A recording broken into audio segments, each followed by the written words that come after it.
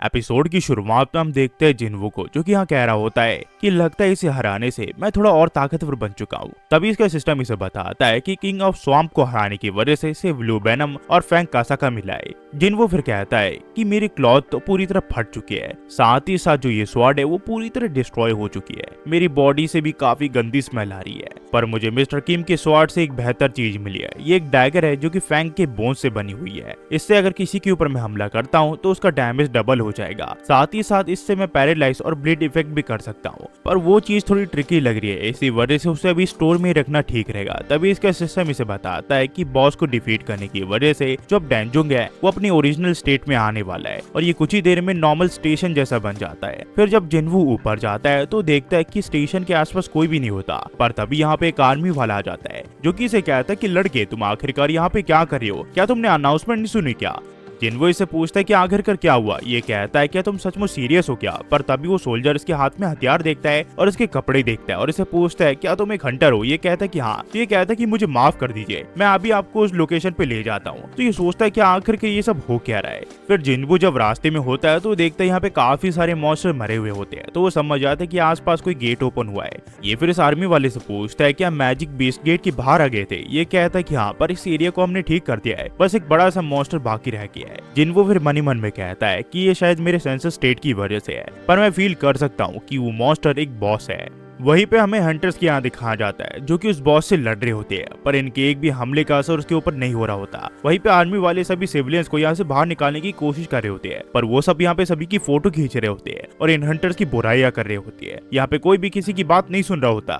वहीं पे जो हंटर्स होते हैं वो एक दूसरे के साथ ठीक से नहीं काम कर पा रहे होते हैं, जिस वजह से वो उस मॉन्स्टर को भी ठीक से नहीं डैमेज दे पा रहे होते हैं। इन सबको देख के जिन्वो सोच रहा होता है कि लगता है इन सबको लास्ट मोमेंट पे बुलाया गया है और इसी वजह से वो सब एक दूसरे के साथ काम करके इसके ऊपर ठीक से हमला नहीं कर पा रही है। यहाँ पे लोग बात कर रहे होते हैं कि ये सब तो लो टायर रैंक है, आखिरकार ये उस मॉन्स्टर को कैसे हराएंगे। इन हंटर्स के साथ यहाँ पे जोही भी होती है जो कि यहाँ पे ठीक से काम नहीं कर पा रही होती है। तो एक लड़की उसे कहती है कि ठीक से काम करो और लोगों को हील करो, आखिरकार तुम कर क्या रही हो, तुम एक बी रैंक की हीलर हो। ये कहती कि ठीक है, जिसके बाद ये कहती कि आखिरकार इसके साथ दिक्कत क्या है। दरअसल जोही अब तक अपने स्टैचू वाले हादसे को नहीं भुला पाई होती है, पर जब इसे जिन्वो देखता है तो वो कहता है कि एक हफ्ता बीत चुका है, पर लगता है अब तक वो अपने ट्रॉमा को ओवरकम नहीं कर पाई है।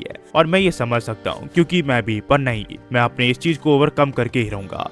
ये बॉस मॉन्स्टर लगभग डी रैंक का होगा और जिस बॉस मॉन्स्टर से मैं लड़के आया हूँ वो इससे ताकतवर था। अगर मैं इसके डिफेंस को ब्रेक डाउन करने में कामयाब हो गया तो मैं ये कर सकता हूँ। मुझे बस एक चांस चाहिए। अगर मैं इसके मेन पॉइंट पे वार कर दूं और इसके स्टोन्स को बिखेर दूं तो ये अपने आप ही हार जाएगा। ये फिर अपनी पूरी ताकत लगा के उस तलवार के टुकड़े को उस गोलम के ऊपर फेंक देता है। वहीं पे जो हंटर्स होते हैं वो एक दूसरे से लड़ रहे होते हैं और कह रहे होते हैं अगर हमने जल्दी ही कुछ नहीं किया तो हमारा जो टैंक है वो जल्दी ही मारा जाएगा। यहाँ पे ये लोग काफी ज्यादा चिंता में होते हैं, पर तभी वो टैंक वाला हंटर देखता है कि कोई चीज ऊपर से आके इस मॉन्स्टर के ऊपर लगती है और वो मॉन्स्टर यहाँ पे तुरंत ही बिखर जाता है। ये लोग कहते हैं कि हमने ये कर दिखाया, पर उस टैंकर को इस बात पे यकीन नहीं हो रहा होता। ये यहाँ पे ये सोच रहा होता है कि आखिरकार ये कैसे हो सकता है। कुछ ही मोमेंट पहले हमारे हमले इसके ऊपर बिल्कुल भी इम्पैक्ट नहीं करे थे और अचानक से ये कोलैप्स हो गया। ऐसा नहीं हो सकता, हमारे हमले की वजह से ये तबाह नहीं हुआ है, कोई चीज आके इसके ऊपर लगी थी जिस वजह से ये गोलम हारा है। आखिरकार वो किस तरह की चीज थी, क्या वो कोई पत्थर था या कुछ और ये देखता है एक टूटी हुई तलवार होती है। ये सोचता है कि आखिरकार एक टूटी हुई तलवार पूरे गोलम को कैसे हरा सकती है।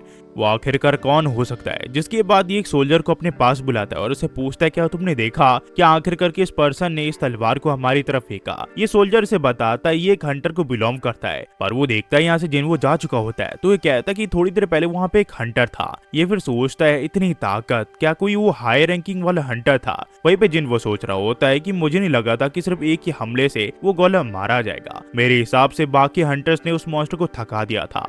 हमें फिर कुछ दिन के बाद हॉस्पिटल के यहाँ दिखाया जाता है जहाँ पे हम देखते हैं जिन्वो को, जहाँ पे वो एक्सरसाइज कर रहा होता है और अपनी बॉडी को इसने पूरी तरह चेंज कर लिया होता है। इसने यहाँ पे काफी सारे मसल्स डेवलप कर लिए होते हैं। थोड़ी देर के बाद यहाँ पे एक नर्स आ जाती है जो कि इसे ऐसे देख के हैरान हो जाती है। ये इसे माफी मांगता है इस चीज के लिए, पर ये कहती कि नहीं मुझे आपसे माफी मांगनी चाहिए। ये फिर यहाँ पे सोचती कि मुझे याद नहीं कि इस पेशेंट की इतनी अच्छी बॉडी थी। जिसके बाद ये इसे कहती कि दरअसल मैं यहाँ पे आपको ये बताने के लिए आई हूँ कि आज आपका डिस्चार्जिंग डे है। ये कहता है कि तुम्हारा शुक्रिया। ये कहती है क्या मुझे आपका नंबर मिल सकता है। ये कहता है कि हाँ जरूर। दरअसल जिन्वो जिन्वो को ये लग रहा होता है कि वो इससे इसलिए नंबर ले रही है ताकि वो इसे बाद में एग्जाम की रिजल्ट भेज सके। ये फिर अपना नंबर इसे दे देता है। हमें फिर कुछ समय के बाद जिन्वो के अपार्टमेंट के यहाँ दिखाया जाता है जहाँ पे जिनवा स्कूल जाने के लिए तैयार हो चुकी होती है। तब यहाँ पे जिन्वो उठ जाता है और कहता है क्या जिन हाँ तुम स्कूल जा रही हो? ये कहती कि हाँ, पर आखिरकार इतनी सुबह तुम कैसे उठ गए? ये इसे कहता है कि स्कूल जाते वक्त सावधान रहना क्योंकि तुम्हारे स्कूल के यहाँ काफी गाड़ी चलती है। तो इससे पूछती है कि जिन्वो क्या तुम वर्कआउट कर रहे हो? ये कहता है कि हाँ थोड़ा थोड़ा। तो ये पूछती है क्या तुम्हारी हाइट एक्सरसाइज करने की वजह से बढ़ी है? क्या लड़कों की हाइट 20 साल के बाद भी बढ़ सकती है क्या? तो ये कहता है कि वियर्ड क्वेश्चंस पूछना बंद करो, चुपचाप इस अम्ब्रेला को अपने साथ ले जाओ। पर ये कहती कि मुझे नहीं लगता कि आज बारिश होगी और साथ ही साथ मेरा बैग भी ऑलरेडी काफी भारी है।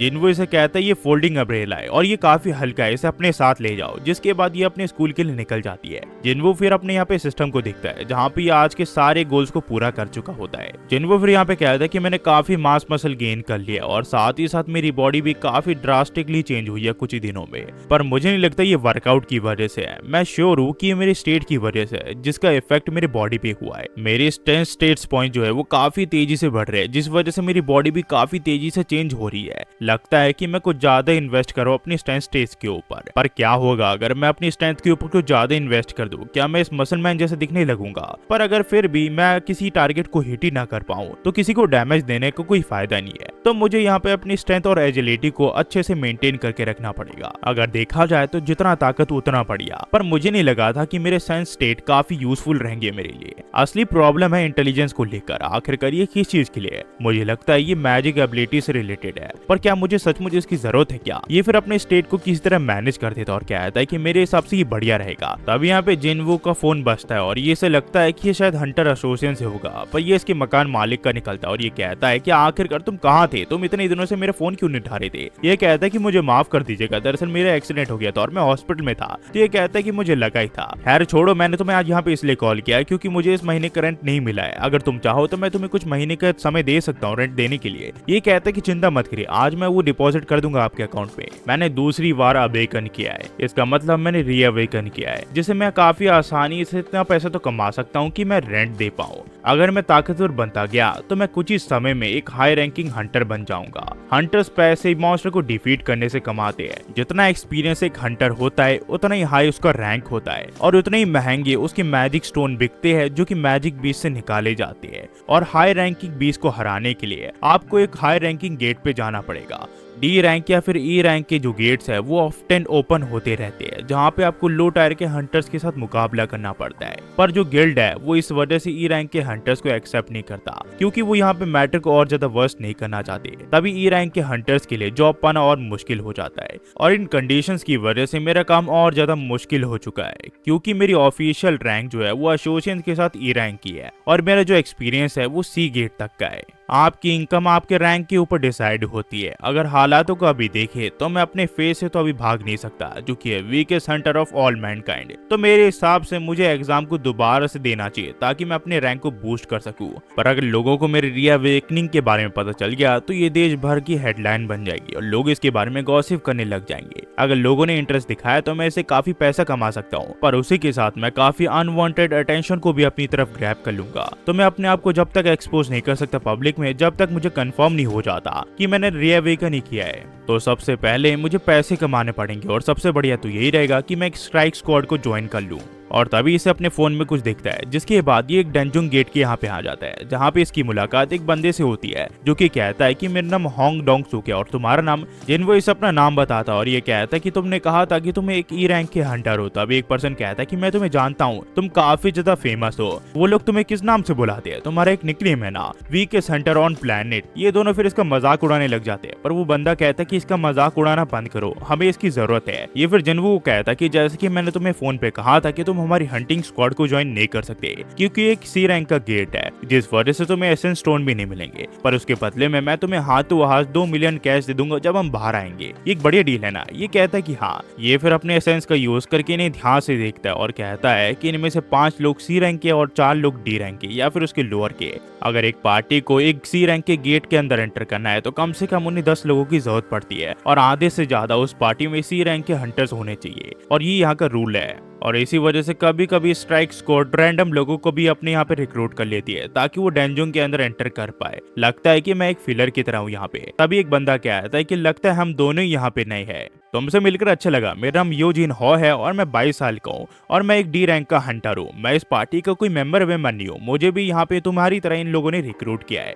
जिनवू कहता है कि हाँ, पर इसे देख के जिनवू को काफी अजीब लग रहा होता है। वो सोचता है कि इसने फैंसी इक्विपमेंट पहन रखे है, क्या ये किसी टाइकून का बेटा है क्या। ये फिर डोंगसुक से पूछता है कि आखिरकार मुझे क्या करना है। ये कहता है कि तुम्हें कुछ नहीं करना, तुम्हें बस हमारे बैग को कैरी करने हैं। इसके अंदर लंच बॉक्सेस है, हमारे कुछ कपड़े, कुछ इक्विपमेंट और कुछ फर्स्ट एड किट और थोड़ी अलग अलग चीजें। तो ये कहता है कि हमारे से कोई हीलर नहीं जा रहा है क्या। ये कहता है कि जैसा कि तुम्हें पता है, एक हीलर को रिक्रूट करना, वो भी प्राइवेट स्ट्राइक स्क्वाड के लिए, वो काफी मुश्किल होता है और हमेशा हम काम पे ऐसे ही जाते हैं। तो जिनवू सोचता है कि एक पूरी टीम जो कि एक टैंक के ऊपर डिपेंडेंट है, सचमुच ये काफी ज्यादा मेस्ड अप है। मैंने यहाँ पे ऑलरेडी इनके एग्रीमेंट को तो पढ़ रखा है कि अगर अंदर कुछ भी होता है तो उसके लिए स्ट्राइक स्क्वाड जिम्मेदार नहीं होगी, पर फिर भी एक हीलर होता तो बेहतर होता। तभी यहाँ पे इसके साथी से कहते हैं कि ये सब इसे बताना बंद करो, वैसे भी ये मॉन्स्टर से नहीं लड़ेगा, उनसे हम लड़ेंगे। जिसके बाद ये कहते हैं कि चलो अब जाने का वक्त आ गया है। तभी इसे जिन हो कहता है कि चिंता मत करो, तुम ई रैंक के हो ना, मैं तुम्हें प्रोटेक्ट करूंगा। और इसे देख के ये काफी अजीब चेहरा बनाता है। ये सब फिर तैयार होकर डेंजुंग में जाने के लिए तैयार हो जाती है, जहाँ पे डोंगसो कहता है कि लगता है ये साइट काफी समय पहले बंद हो चुकी है। वही जिन्हो यहाँ पे जिनवो को बता रहा होता है कि मैंने सुना है कि करीब 2 महीने पहले इस कंपनी का जो चेयरमैन था, वो इस कंपनी के करीब 900 बिलियन वॉन लेके इस कंट्री से बाहर निकल गया है और यहाँ के तो जितने भी एम्प्लॉय थे और इन्वेस्टर है वो काफी पैनिक मोड में है। तो यहाँ पे जिनवो सोच रहा होता है कि आखिरकार ये सब तुम मुझे क्यों बता रहे हो। जिन्हो फिर इसे पूछता है कि तुम ठीक तो हो ना, तुम्हारा बैकपैक भारी लग रहा है। ये कहता है ये मैनेजेबल है।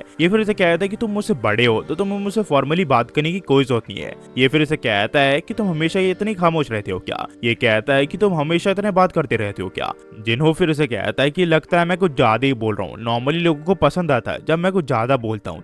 तो जिन्हो सोचता है कि मैं पक्के से कह सकता हूँ इसकी हंटर बनना एक हॉबी की तरह लेता है ये, और ये बिजनेस टाइकून का एक बेटा है। तभी डोंगसुक ने कहता है कि हे गाइस, हम यहाँ पे पहुंच चुके हैं, पर यहाँ पे जो एंट्रेंस होती है काफी बड़ी होती है। तो डोंगसुक का एक साथी से पूछता है कि डोंगसुक, क्यों तुम श्योर तो हो ना कि सी रैंक का ही गेट है, ये काफी बड़ा लग रहा है। ये कहते कि हाँ ऑफ कोर्स, एसोसिएशन ने मुझे यही बताया, आखिर करूँ मुझे झूठ क्यों बोलेंगे। वह जिन्हो से पूछता है कि जिन्हो तुम्हें क्या लगता है, क्या वो गेट सेफ है, वो काफी बड़ा लग रहा है। तो जिन्हो से पूछता है क्या तुम पहली बार हंटिंग के लिए जा रहे हो। ये कहता है कि हाँ। तो ये कहता है कि जो गेट की साइज है वो मैटर नहीं करती, इंपॉर्टेंट ये है कि किस हद तक माना वेव्स उस गेट से निकल रही है। हंटर एसोसिएशन सबसे पहले यहाँ पे माना वेव्स का मेजर करता है और उसके बाद वो हंटर गेट रैंकिंग वालों को इसके बारे में बताता है। डेंजुंग काफी खतरनाक हो सकते हैं, इसी वजह से बी रैंक के जो डेंजुंग्स होते हैं उन्हें मेजर गिल्डी हैंडल करती है, और वहीं पे जो सी रैंक के डेंजुंग होते हैं या उससे नीचे वाले वो इतने खतरनाक नहीं होते हैं। ऐसा मैं कहते हो रहा हूँ, पर मैं अभी पहली बार सी रैंक के गेट में एंटर करने जा रहा हूँ। फिर यहाँ पे डोंगसो कहता है कि सब लोग मेरे पीछे मुझे फॉलो करना। जिन्हो कहता है कि हाँ जरूर। यहाँ पे फिर जिन्हो से कहता है कि चलो चलते हैं। तो यहाँ पे जिन्हो सोचता है कि नॉर्मली डी रैंक या फिर ई रैंक के हंटर होते हैं वो इतना कमा भी नहीं पाते कि वो एक वेपन या फिर एक आर्मर को अफोर्ड कर सके, पर इसके पास पूरा एक आर्मर है। आखिरकार एक डी रैंक के हंटर के पास इतनी अच्छा इक्विपमेंट कैसे आया। यहाँ पे फिर ये ऐसे कहता है कि हम थोड़ा दूर होके चले तो ही बेटर रहेगा। इन सबको तो देख के लगता है कि इन सबको काफी अच्छे से पेमेंट की जाती है, इन सभी के पास प्रॉपर इक्विपमेंट है। ये उन डी रैंक या फिर ई रैंक डेंजुंग से बिल्कुल अलग होने वाला है जिनमें पहले मैं जा चुका हूँ। पर जब ये लोग अंदर जाते हैं तो यहाँ पे डोंगसुक देखता है कि पूरे डेंजुंग में अंधेरा होता है, तो अपने साथी को यहाँ पे रोशनी करने के लिए कहता है। तो ये सोचता है कि नॉर्मली तो डेंजुंग में काफी सारे स्टोन्स होते हैं जिससे यहाँ पे लाइट आते रहती है डेंजुंग में। तभी यहाँ पे जिन्हो कहता है कि जिन्हो क्या है, यहाँ पे ऐसे भी डेंजुंग होते हैं जहाँ पे मैजिक वीज नहीं होते, पर जिन्हो इसे अपना मुंह बंद रखने के लिए कहता है और सोचता है कि अगर यहाँ पे ग्लोइंग स्टोन नहीं है इसका मतलब उस बीस्ट को यहाँ पे डार्कनेस पसंद है। इंटेलिजेंट बीस्ट अंधेरे में सरवाइव नहीं कर सकते, और अगर कोई यहाँ पे अंधेरे में सरवाइव कर सकता है तो उसे आंखों की कोई जरूरत नहीं है। ऐसा बीस्ट का कौन सा ग्रुप है जो अंधेरे में रहता है और लाइट जलते ही हमारे ऊपर हमला करता है। तभी इसे कुछ आवाज सुनाई दी थी और वो कहता है ये इंसेक्ट टाइप मॉन्स्टर है, सभी लोग सावधान हो जाओ। और सभी लोग यहाँ पे सावधान हो जाते हैं। यहाँ पे जिन्हो फिर से कहता है कि वो बीस्ट ऊपर से आ रहे हैं, और तभी वो बीस्ट इनके सामने आ जाते हैं और इन सबको चारों ओर से घेर लेते हैं। पर यहाँ पे डोंगसुक अपने साथियों को तैयार रहने के लिए कहता है। ये सब फिर इन मॉन्स्टर के ऊपर हमला करने लग जाते हैं। वही जिन्हो इन सबको देख के सोच रहा होता है कि सी रैंक के हंटर सचमुच काफी इंप्रेसिव है। मैं समझ गया कि ये स्क्वाड अपने साथ हीलर क्यों नहीं लाई। डोंगसुक एक लीडर और एक टैंक के तौर पर काफी अच्छा कर रहा है और वहीं पे उसके साथ ही उसका अच्छे से साथ दे रहे हैं। लगता है ये काफी समय से एक दूसरे के साथ है। शायद से ऐसे भी हो सकता है कि उन्हें हीलर के साथ लड़ने का कोई एक्सपीरियंस नहीं है। और वही जिन्हो की बात की जाए तो उसके फैंसी इक्विपमेंट जो है वो उसके लैक ऑफ स्किल और एक्सपीरियंस की भरपाई कर रहे हैं। यहाँ पे सब लोग काफी अच्छा कर रहे हैं, पर मैं अब काफी फ्रस्ट्रेट फील कर रहा हूँ। डोंगसुक फिर यहाँ पे सभी को एक जगह इकट्ठा करने के लिए कहता है मैजिक स्टोन्स को और एक दूसरे के साथ बांटने के लिए कहता है, जिसके बाद ये यहाँ पे जिन्वो का शुक्रिया करता है उन्हें बचाने के लिए। यहाँ पे ये कहता है कि आखिरकार तुम्हें कैसे पता चला कि आखिरकार मैजिक बीस्ट ऊपर से आ रहे हैं। ये कहता है कि मुझे बस फील हुआ। तो ये कहता है कि मुझे अच्छा लगा कि सब कुछ स्मूथली गया, पर मैं होप करता हूँ कि ये तुम्हारी फीलिंग किसी अननेसेसरी चीज के लिए ना जाग जाए। तो ये कहते कि तुम्हारा मतलब क्या है। डोंगसुक कहता है कि कुछ नहीं। तभी इसका साथ ही इसे कुछ दिखाता है। वो कहता है कि इन मॉन्स्टर्स को किसी ने पहले से मार रखा है। ये स्वॉर्ड की निशानी है, ये किसी के जलने भूलने के निशान है। इसका मतलब इसके ऊपर किसी मॉन्स्टर ने हमला किया है। तो डोंगसुक कहता है इसका मतलब यहाँ पे कोई और भी मैजिक बीस्ट है जो इन मॉन्स्टर्स को मार रहा है, कहीं वो बॉस तो नहीं। इसका मतलब हम काफी पैसे कमाने वाले हैं। जिन्हो फिर यहाँ पे जिन्हो को कहता है कि जिन्हो तुम्हारी शॉर्ड और शील्ड काफी महंगी है ना। ये कहता है कि हाँ। तो ये कहता है कि मुझे लगता है कि हमें थोड़ा सावधान हो जाना चाहिए।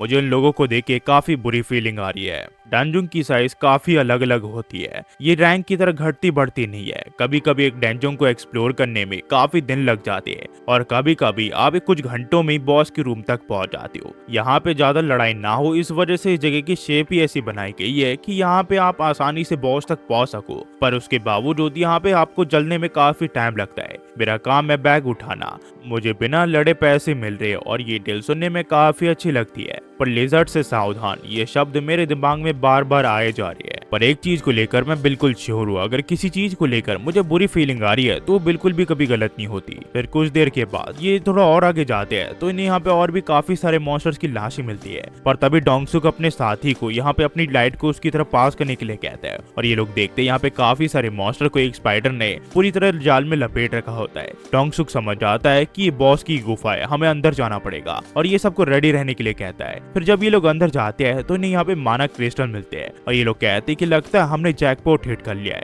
इसकी जो कीमत होगी वो बिलियंस में होगी, हम काफी ज्यादा अमीर बनने वाले हैं। तभी यहाँ पे इसका एक साथी कहता है इन चीजों को देख के तो तुम्हारे भाई को तुमसे काफी ज्यादा जेलसी होगी। तो उसका दूसरा साथी कहता है कि आखिरकार तुम्हें इस समय पे उसका नाम मेंशन करने की क्या जरूरत थी। वही डोंगसुक सोच रहा होता है कि मेरे छोटे भाई डोंगसु, जरा इसे देखो, तुम हमेशा सही नहीं हो सकते।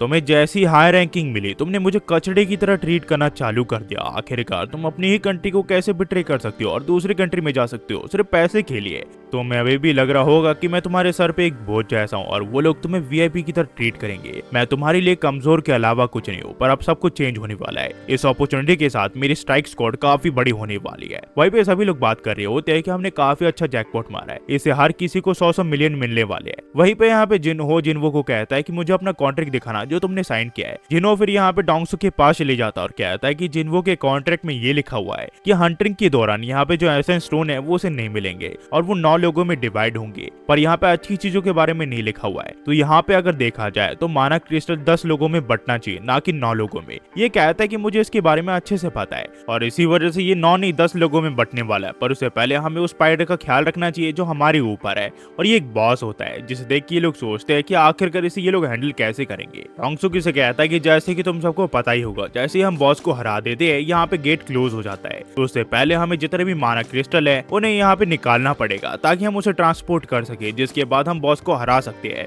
डोंगसुक फिर अपने साथी से पूछता है क्या तुम इन इक्विपमेंट को लाए हो जिससे हम इनको माइन कर सकते हैं। ये कहता है कि नहीं, उन्हें तो मैं डैंजुंग के बाहर ही छोड़ आया। तो ये कहता है कि हम सबको लगता है बाहर जाके उनको लेके आना पड़ेगा, पर ये यहाँ पे जिन्वो कोई बैग में पड़ा होता है। ये लोग फिर इन्हें कहते हैं कि हम सब यहाँ पे बाहर जा रहे हो, तुम दोनों यहीं पे रुको ताकि तुम इस जगह को गार्ड कर सको। तो ये कहता है कि आखिरकार तुम सब बाहर हम दोनों को क्यों छोड़ के जा रहे हो। ये कहता है कि चिंता मत करो, जब तक उस स्पाइडर के ऊपर तुम हमला नहीं करोगे वो तुम्हारे ऊपर हमला नहीं करेगा। और वैसे भी अभी वो सो रहा है क्योंकि वो काफी ज्यादा खा चुका है। पर जिन्हो इस चीज के लिए मान नहीं रहा होता है। तो ये कहता है कि जिन्हो ये तुम्हारी पहली रेड है ना, और मेरे हिसाब से जिन्वो को भी ये सी रैंक की डैंजुंग की पहली रेड है। तुम दोनों मेरे ऊपर भरोसा कर सकती हो। अगर हम यहाँ पे जोर से भी चिल्लाए तो भी कोई प्रॉब्लम नहीं होने वाली, वो स्पाइडर नहीं जागने वाला। मुझे बाहर लोगों को कुछ बोलना है तो मैं उनके साथ जा रहा हूँ, तुम दोनों यहीं पे रुको। पर यहाँ पे जिन्वो सोच रहा होता है कि रूल्स के हिसाब से आपको इस सी रैंक के डैंजुंग में एंटर करने के लिए करीब 10 लोगों की जरूरत होती है और उसके पास पहले से 8 मेंबर्स थे, मुझे और जिन्हो को छोड़ के। तो इसका मतलब ये सारे एक दूसरे के साथ काफी समय से काम कर रहे हैं। वहीं पे जो डोंगसुक है वो अपने साथी को उस जगह को बंद करने के लिए कहता है और वो ऐसे ही करता है। वो अपनी मैजिक से यहाँ पे एक ब्लास्ट कर देता है जिस वजह से यहाँ पे जो एंट्रेंस है वो बंद हो जाती है। जिन वो समझ आता है जैसे कि मैंने सोचा था ये लोग एक लिजार्ड है।